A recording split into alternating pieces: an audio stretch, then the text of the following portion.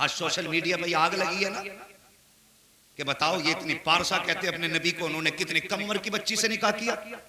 और कुत्तों, कभी देखो मेरे हुजूर ने पहला निकाह 40 साल की बेवा से किया था। 40 साल की बेवा से। जो तुम कहते हो अगर तुम्हारा ख्याल दुरुस्त होता तो 25 साल में मेरे हुजूर 11 साल की लड़की से निकाह करते। अल्लाह सलामत रखे जवानों, कभी तो मौलवियों के पास चले जाया करो, कभी तो पढ़े लिखो से दुआ सलाम कर लिया करो। हुजूर ने पहला निकाह किया था तो 25 साल उम्र मेरे हुजूर की थी। कितनी बोले कितनी? मेहमान लोग तो ये सोच रहे हैं हम तो खाना खाने आए थे, जलसा सुनने तो आए नहीं थे। अब जब बिस्तर न दिए कुर्सी बिछा दी तो मजबूरी है बैठने। कितनी उम्र थी? बोलो भाई पीछे वाले तुम बोलो कितनी? अल्लाह सलामत रखे और जोर से कितनी? 25 साल उम्र थी। और जिससे निकाह किया मेरे हुजूर ने हजरत खदीजतुल कुबरा की उम्र शरीफ थी 40 साल। आज सोशल मीडिया पे आग लगी है ना कि बताओ ये इतनी पारसा कहते अपने नबी को, उन्होंने कितनी कम उम्र की बच्ची से निकाह किया। और कुत्तों, कभी देखो मेरे हुजूर ने पहला निकाह 40 साल की बेवा से किया था। 40 साल की बेवा से। जो तुम कहते हो अगर तुम्हारा ख्याल दुरुस्त होता तो 25 साल में मेरे हुजूर 11 साल की लड़की से निकाह करते।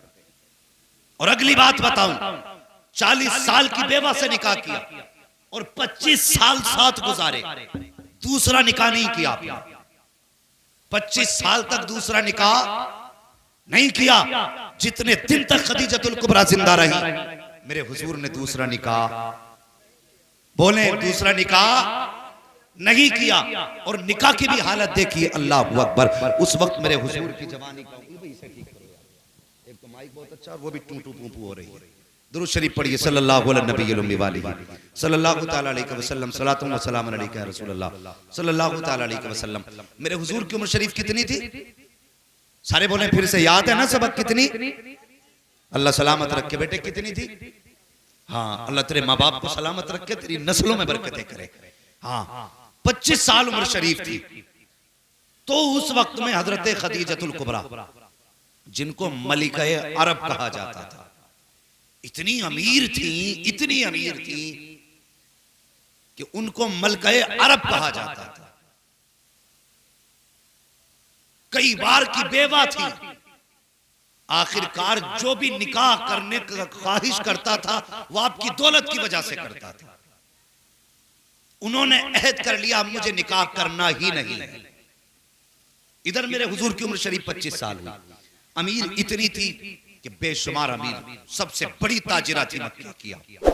तो आपका जो सामान लोग लेके जाते थे उसमें चोरी कर लेते थे। तिजारत इतना बड़ा अमल है, फरमाया गया जब तक ये उम्मत तिजारत करेगी कभी दब नहीं सकती है। और जब से हमने तिजारत छोड़ी है तब से हम जलील हो रहे हैं। नौकरियों के चक्कर में पड़ गए ना, नौकरियों के, इन नौकरियों ने कुत्ता बना दिया आदमी। बिजनेस करो, अल्लाह तुम्हारे घर में बरकत अता फरमाए। और रह गई बिजनेस की भी बात, अल्लाह माफ करे, तिजारत कर रहे हैं तो कसम खा के कहता है ये भैंस पूरी में 61,000 की लाया हूं।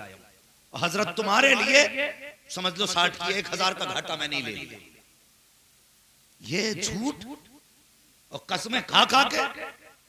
और भाई तेरा माल है, तेरी मर्जी, 61 की ला के 1 लाख की बेच, तेरी मर्जी, लेकिन झूठ बोल के हराम ना कर। झूठ बोल के हराम ना कर। अल्लाह ने तिजारत में बरकत रखी है। 5 की ला के 55 की बेच, तेरी मर्जी। तो हमने तिजारत अपनी हराम कर डाली झूठ बोल बोल करके। हजरत खदीजतुल कुबरा अपना सामान भेजती थी, जब लोग लेके जाते ना तो उसमें घाटा दिखाते थे और चुरा लिया करते थे। एक दिन अपनी सहेली से कहने लगी कि कोई ऐसा बंदा मिल जाता जो ऐसा ईमानदार होता जो मेरे सामान को हिफाजत से पहुंचा देता। तो उस सहेली ने कहा खदीजा एक मशवरा दूं? कहा कौन सा? कहा मक्के में एक नाम है लफ्ज़े मोहम्मद, बोलो सल्लल्लाहु अलैहि वसल्लम, का यतीम है लेकिन उनकी दयानत के चर्चे हैं।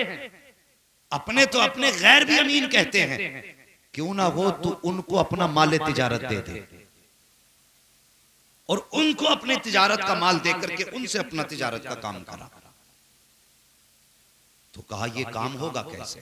कहा मैं उनके चचा को बुलाती हूं, उनके चचा अगर चाहेंगे तो वो ये काम कर देंगे। तो चचा आए अबू तालिब। हजरत खदीजतुल कुबरा ने अबू तालिब से बात कही कि मैं चाहती हूं कि तुम्हारे भतीजे मेरे माल को मुल्क शाम लेकर के जाए और मेरे माल की तिजारत वो करें। तो चचा का जवाब जानते हो? चचा कहने लगे मेरा भतीजा बड़ा खुददार है, लालच में कोई काम नहीं करेगा। का फिर का एक तरीका है, जब मैं कहूंगा कि एक बेवा है जिसका कोई वारिस नहीं, उसके माल की हिफाजत करनी है, अलबत्ता तरस खा के वो तुम्हारे माल की हिफाजत जरूर कर डालेगा। क्या कहा कि लालची नहीं, और लालच का नाम सुनोगे तो होगा ही नहीं। कब मैं बताऊंगा कि बेवा है, उसका कोई आसरा नहीं, लोग माल चुरा लेते हैं। कहा ठीक है जैसे तुम्हारी मर्जी। अबू तालिब आया कि हुजूर से बात की, मेरे हुजूर ने फरमाया मैं खुद बात करना चाहता हूं। अब हुजूर की शान सुनो, और जवानों हुजूर से प्यार करो, गाने सुनना भूल जाओगे कसम से जिस दिन हुजूर को समझ गए। हाँ लीडे तो होंगी कानों में, लेकिन गाने नहीं होंगे, मुस्तफा की नात के तराने गूंजा करेंगे। अकेले लेटा करोगे, तकरीरें सुना करोगे। अल्लाह अकबर। हुजूर ने कहा चचा मैं खुद मिलना चाहता हूँ। जनाब अबू तालिब ने खदीजा से कहा मेरा भतीजा कल मिलने आएगा। अल्लाह अकबर। लेकिन याद रखना वो पर्दे की हालत में मिलेगा, बेपर्दा सामने मत आ जाना। उस वक्त खदीजतुल कुबरा के अपने तकवे का आलम ये था, जिस दौर में लोग नंगे होकर काबे में तवाफ करते थे, कपड़े उतार कर मर्द औरत तवाफ किया करते थे, उस दौर में खदीजतुल कुबरा की पारसाई का आलम ये था, किसी ने खदीजतुल कुबरा का चेहरा नहीं देखा था। ये खदीजतुल कुबरा की पारसाई थी, किसी ने नंगे सर खदीजतुल कुबरा को नहीं देखा था। ये उनके घर की पाकीज़गी थी। कब मेरा भतीजा आएगा। अल्लाह अकबर। खदीजतुल कुबरा कहती हैं कि मैंने कहा ठीक है भेज दीजिए। हुजूर तशरीफ लाए, मेरे दरवाजे पे पर्दा पड़ा हुआ था। जैसी पर्दे के पीछे हुजूर आए हैं, वो कहती मेरा रुख दीवार की तरफ था, और कहती कि जैसी दरवाजे पे हुजूर आए हैं मैंने क्या देखा, हुजूर के चेहरे की रोशनी पर्दा पार करके मेरे मकान के दीवार पे पड़ने लग जाती है। मैं सोचने लगी या अल्लाह सूरज भी इस तरफ से निकल रहा है, रोशनी इधर से आ रही है, फिर ये रोशनी किस चीज की है, ये चांदनी किधर से फूटी है। कहती मैंने मुड़ के देखा तो क्या देखती हूँ, कोई नूर वाला चेहरा था जो पर्दे के उस पार था। रोशनी मेरे घर को मुनव्वर करती जा रही है। ये मेरे हुजूर का हुस्न था। फरमाती पर्दे के अंदर से बात हुई, हुजूर ने कहा ठीक है मैं आपका माल ले जाने के लिए तैयार हूं। वक्त हो गया, सारी चीजें मुकर्रर हो गई। थके तो नहीं हो भाई अभी? कम से कम सर ही हिला दो, आप पढ़े लिखे नहीं है तो थके तो नहीं है? अल्लाह सलामत रखे। जिन्होंने हाथ उठाए वो समझ गए अब सवाल इल्म का आ गया, अब काबिलियत को चैलेंज है। खैर कोई बात नहीं, जब बात बोलने कही जाए करे तो बोल दिया करे। थके तो नहीं अभी? अल्लाह सलामत रखे। सुन बेटे, तुम्हारी नस्लें आबाद हों और जवानियां आए और सेहरे पहनो, बाप की आंखें भी ठंडी हो, माँ की आंखें भी ठंडी हो। ये छोटी नेमत नहीं, बहुत बड़ी नेमत है। वरना हमने तो लोगों के शादी से 2 दिन पहले भी जनाजे उठते देखे। नसीब वाले हैं जिनके जनाजे माँ बाप की आंखों को ठंडा करते। मेरी दुआ है अल्लाह हर जवान को जवानी अता करे और उम्र इतनी दे के वो सेहरे भी पहने, माँ बाप की आंखें भी ठंडी हो। सुने, बात मुकर्रर हो गई तो हजरत खदीजतुल कुबरा ने अपने खादिम को बुलाया और बुला के कहने लगी मैं सरा एक काम कर, इस बार मेरे माल को लेकर के मोहम्मद जाने वाले हैं। अब तक तो माल का मालिक बन के जाता था, इस बार माल का मालिक बन के नहीं जाएगा, तू मोहम्मद का नौकर बन के जाएगा। और फरमाया सुन, अब तक मेरी सवारी पे तू बैठ के जाता था, लेकिन आज मेरी सवारी उनके हवाले कर देना और तुझे नौकर वाली सवारी पे बैठ के जाना है। तो फिर वो कहने लगे मेरा काम क्या है? फरमाने लगी तिजारत के काम पे नजर नहीं रखनी है, तुझे मोहम्मद की एक अदा पे नजर रखनी है और उनके अंदर ऐब तलाश करके लाने। ऐब सुने, उनके बदन में बुराइयां देखना कितनी है, उनके किरदार को देखना। उनके कैरेक्टर को देखना। अल्लाह अकबर। अगला दिन आया जब सवारी के लिए काफिला तैयार हुआ और मुसाफिरों का काफिला जाने लगा, माल तिजारत भी जाने लगा। हुजूर सबसे आला नस्ल के ऊंट पे बैठाए गए हैं। अब मैसरा जो मालिक बन के जाते थे आज खादिम बन के जा रहे हैं। जब आला नस्ल के घोड़े पे हुजूर को बैठे देखा है, अब अबू जहल के पेट में दर्द होने लग जाता है। वो सोचता है कि इनको ये सवारी क्यों दी गई है, इनको ये सवारी किस लिए दी गई। अल्लाह अकबर। जब ये बात उसने कही का मैसरा बता तो सही, इनको ये सवारी किस लिए। का आज ये मालिक बन के जा रहे हैं। अल्लाह अकबर। हसद की वजह से पेट में दर्द उठा। अबू जहल, अबू लहब, उतबा, शैबा, बड़े बड़े सब ये सरदार काफिले में थे। जब ऊंट सवारियां चलने लगी, हुजूर की सवारी भी आगे बढ़ रही थी। काफिला चलता रहा चलता रहा। चलते चलते काफिले में एक ऊंट बड़ा कमजोर था, जमीन पे बैठ जाता है। माल का लदा ऊंट था। सारे लोगों ने उठाने की कोशिश की लेकिन ऊंट नहीं उठा। अबू जहल कहता लाइए हम उठाएंगे, एक जमाने से ऊंट पालते आए हैं, खानदान से हम ऊंट पालने वाले लोग हैं, हमारे तो बड़े बड़े अच्छे नस्ल के ऊंट रहे हैं, मैं उठाऊंगा। वो भी आया, ऊंट नहीं उठा। अब गुलाम मैसरा कहता है कि अगर इजाजत हो तो मैं उसे बुला लाऊं जिसके इशारे से ऊंट उठ जाएगा। का किसकी बात करता है, का बस इजाजत तो दो। वो दौड़ करके गया, मेरे हुजूर से जाके कहने लगा जनाब चलिए तो सही। एक ऊंट बैठ गया है, उठने का नाम नहीं लेता है। जब मेरे हुजूर चल करके आए हैं, अबू जहल ने कहा लगाया कि ये जवान क्या उठाएगा, इसका तजर्बा ही क्या है, ये क्या जानवरों के बारे में जाने। लेकिन उसे पता नहीं था आज कौन उठाने के लिए आ गया है। अल्लाह अकबर। मेरे मुस्तफा आए हैं, सबकी आंखें देख रही थी। मेरे नबी ने आने के बाद आवाज नहीं दी थी, एड़ी नहीं मारी थी, लकड़ी से नहीं मारा था। मुस्तफा ने आने के बाद ऊंट के सर पे हाथ रखा था, इधर हाथ का लगना था, ऊंट उठ के खड़ा हो जाता है। और जब रफ्तार उसने ली है, इतनी तेजी से चल रहा था कि सारी सवारियां पीछे थी, बीमार ऊंट आगे जा रहा था। तभी तो बरेली से आवाज आती है जिनके तलवों का धोबन है, आबे हयात है वो जाने मसीहा हमारा नाम। नारे तकबीर, नारे रिसालत, उलमाए अहले सुन्नत, मसलके आला हजरत हजरत अल्लामा मुफ्ती हम्माद साहब किबला।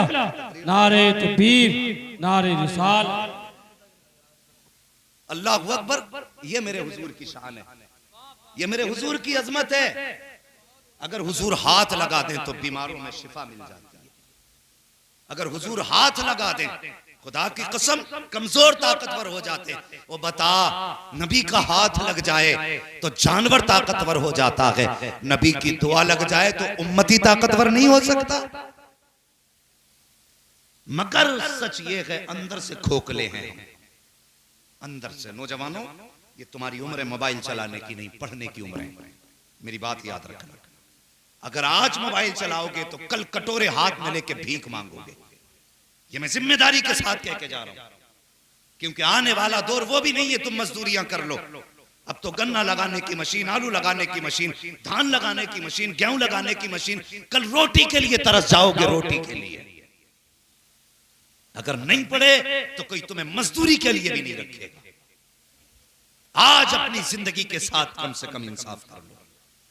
और ये मौके जिंदगी सबको नहीं देती। मैंने ऐसे लोगों को रोते देखा है जिनके हालात पढ़ाई के ना थे लेकिन शौक था पढ़ने का।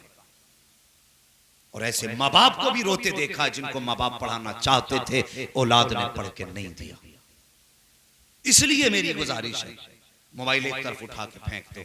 कल जब काबिल होगे तो मोबाइल की औकात क्या है, कंप्यूटर तुम्हारी ठोकरों में पड़े नजर आएगा। इसलिए पढ़ो और अपनी जिंदगी को मोबाइल के बटनों में बर्बाद ना करो। अल्लाह अकबर। पूरा सफर तय हुआ बड़ी तेजी के साथ, पूरा सफर तय हो गया, काफिला आ भी गया, चला भी गया।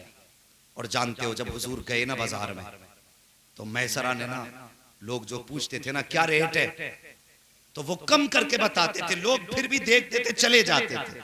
लेकिन इस बार दुकान हुजूर ने खोली, हुजूर ने दुकान खोली।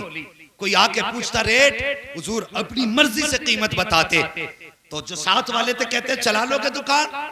मगर खुदा की कसम दुकान चलाने वाला अमीना का लाल था, जो आता था खाली जाता ही नहीं था। कहता था यार कीमत कुछ भी है, बातें बड़ी प्यारी लग रही है। सौदा लेके ही जाता था, सबसे पहले माल बेचा और हर बार से ज्यादा दोगुना मुनाफा अल्लाह ने अता फरमाया। जब आए दुगना मुनाफा लेकर के हजरत खदीजतुल कुबरा छत पे अपनी सहेली के साथ खुद फरमाती हैं, मैं इंतजार में थी काफिला आने वाला, मैंने उधर देखा जिधर से काफिला आ रहा था। फरमाती काफिले में किसी की सूरत साफ नजर नहीं आ रही थी, लेकिन मेरे महबूब की सूरत किलोमीटर नहीं मीलों के फासले से चांद से ज्यादा रोशन नजर आ रही थी। ये कुत्ते क्या जाने जो मेरे हुजूर के बारे में भौंकते, ये जानते ही क्या मेरे हुजूर के बारे में। जुल्फ देखी है कि नजरों ने घटा देखी है, लुट गया जिसने मोहम्मद की अदा देखी। इन्हें क्या पता मेरे आका की शान क्या, ये तो भौंकते हैं। और मैं जानता हूं जिसने हुजूर के खिलाफ भौंका, न वो जबान सलामत रही है न वो जिस्म सलामत रहा। हाँ, मेरे हुजूर की शान देखो। खदीजतुल कुबरा कहती है चांद किस तरह चेहरा नजर आ रहा। फरमाती दौड़ करके जो थे ना वो मैं सर अंदर आए, कहने लगे खदीजतुल कुबरा इस बार 2 गुना मुनाफा हुआ। फरमाने लगी मुनाफा अलग रख, मुझे मोहम्मद के बारे में बता, मुझे मोहम्मद के बारे में बता। कहने लगे सुनो ना, हर बार हम सबसे बाद में बेच के आते थे, इस बार सबसे पहले बेच के फारिग हुए, सबसे ज्यादा मुनाफा लेकर के आए हैं। आप फरमाती कोई कमी देखी हो तो बता। अल्लाह अकबर, इतना सुना ना मैसरा झुंझला गए। कहने लगे किसके अंदर कमियों की बात करती हो? कहा मोहम्मद की कमी देखी हो तो बता। कहते हैं खुदा की कसम मैंने देखा उन्हें, जब वो चलते थे धूप में तो बादल साया करता था, अगर सूखे दरख्त के नीचे बैठ जाते थे तो वो हरा हो जाया करता था। खदीजतुल कुबरा कहती है कमी बता, कमी क्या थी? का कमी मैंने नहीं देखी, लेकिन इतना देखा है कि अगर सूरज इधर है दरख्त इधर है, अगर हुजूर इधर बैठते थे तो दरख्त का साया घूम के इधर आ जाया करता था। का कमी बता। का कमी नहीं देखी, मैंने पूरे सफर में उनके बदन पर मक्खी बैठते हुए नहीं देखी, बल्कि शान तो ये थी जिस गली से गुजर जाते थे वो गलियां खुशबू से महक जाया करती थी। का कमी नहीं देखी। नारे रिसालत, उलमाए अहले सुन्नत, मसलके आला हजरत, नारे तकबीर, नारे रिसालत।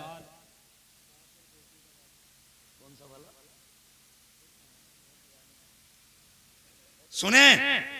अच्छा जी सुने, अल्लाह सलामत रखे। तो फिर आपके जहन में ख्याल आया कि मैं निकाह करूंगी। जिसके दिल में यह ख्याल था मुझे निकाह ही नहीं करना, फिर उन्होंने फैसला किया अब मुझे निकाह करना है। ये पैगाम हजरत खदीजतुल कुबरा की तरफ से आपकी सहेली के जरिए हुजूर तक आया। तो मेरे हुजूर की शराफत देखो जवानों। आज तुम कह देते हो अब्बा कौन होते हैं रिश्ता करने वाले, रिश्ता तो हम करेंगे। तो ये जो कह देते सुने, हुजूर के पास जब रिश्ते का पैगाम आया, मेरे हुजूर ने फरमाया मुझे ये फैसला नहीं करना, ये फैसले के लिए मेरे घर में मेरे बड़े लोग मौजूद हैं। का जो चचा कहेंगे वो होगा। हुजूर के चचा की मर्जी से रिश्ता हुआ, फिर निकाह हुआ। 25 साल मेरे हुजूर ने हजरत खदीजतुल कुबरा के साथ गुजारे। 25 साल, और 25 साल में एक दिन भी मेरे हुजूर से हजरत खदीजा को रत्ती भर शिकायत नहीं हुई। ये जिंदगी गुजारने का उसूल।